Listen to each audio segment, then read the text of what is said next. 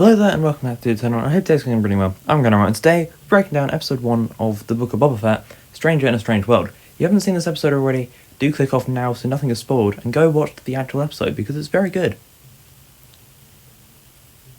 Anyway, now that that's done, a quick note beforehand, the actual theme of the Book of Boba Fett sounds in places very similar to the Crimson Dawn theme, which has me thinking, are the Crimson Dawn going to make an appearance, which means will we see Maul? No, because he's dead by this point, but will we see Kira, which would be nice to see. Now, there's two things in this there's two themes within this episode. We have the flashbacks and the reality.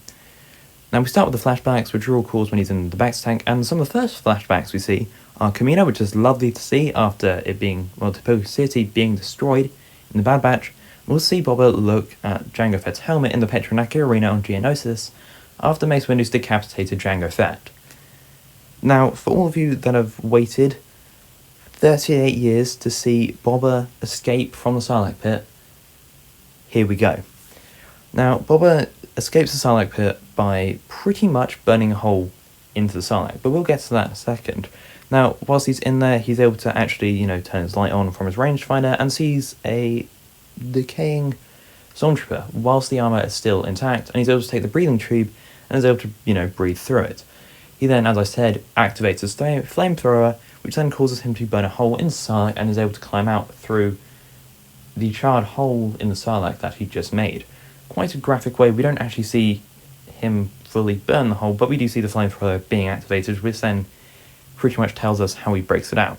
It's quite nice to see the details inside the Sarlacc, which I know sounds really strange, but it's quite nice to actually see, what it really looks like.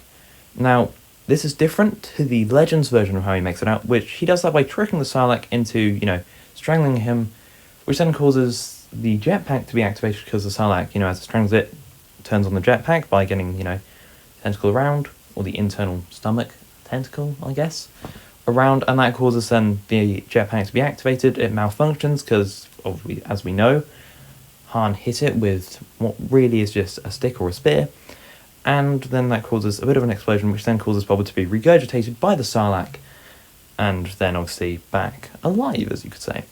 Now, this ordeal is so tough on Boba, and he then collapses, but the Jawas then, at night, take the armour from Boba, stripping it off his body, and that's actually how it makes its way to Cobb Vanth, and how the Jawas acquire it. We then see the Tusken Raiders come into play, and they capture Boba.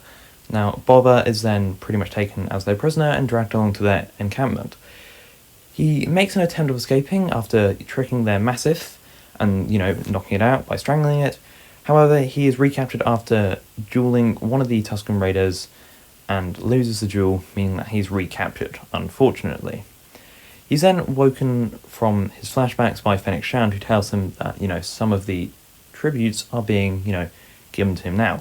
We also see Boba put on his armour, and we hear the lovely helmet sound that we also hear from Vader's helmet. One of the tributes that we don't really know the name of this person, but in the background we can see 88, who's translating. He's a droid that tortures other droids in Jabba's palace from Return of the Jedi, and who tortured the Gonk droid. So just a moment of silence for that Gonk droid. Anyway, another tribute is from the Major Domo, sorry, my apologies for the mistake there. Now, he doesn't bring a tribute, and he's like the first hand of the mayor. Now, he, instead of bringing a tribute, says, you have to give me a tribute, because, for the mayor. And Boba just goes, no, because you didn't give me one, and you said your tribute was a welcoming, and so Boba says, my tribute to you is not killing you instantly. Another tribute you see before this from Trandoshan, and who actually, by the way, was a former employer of Boba, which is kind of ironic, how now he's the crime lord, as he says in the trailer, and how he's now in control, and, higher ranked than this, little puppet, as we could say. And that Trandoshan offers a Wookiee hide because that's part of the Trandoshan culture. Now, Boba and Fennec then go out to another part of Jabba's criminal empire, and to this one we see actually Max Rebo and one of the members of the Grand Admiral playing. Somehow Max Rebo survived the Red Pit of Carcoon encounter, and is now replaying his music to the galaxy, and to all who want to listen to it on Tatooine. Now, the actual music they're playing is a remix of the Cantina theme, and that actually is a bit of a remix. You can still hear some of the themes of it, but it is slightly different.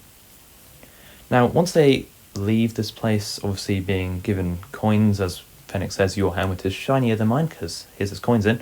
They then find themselves in a fight with some red-robed mercenaries.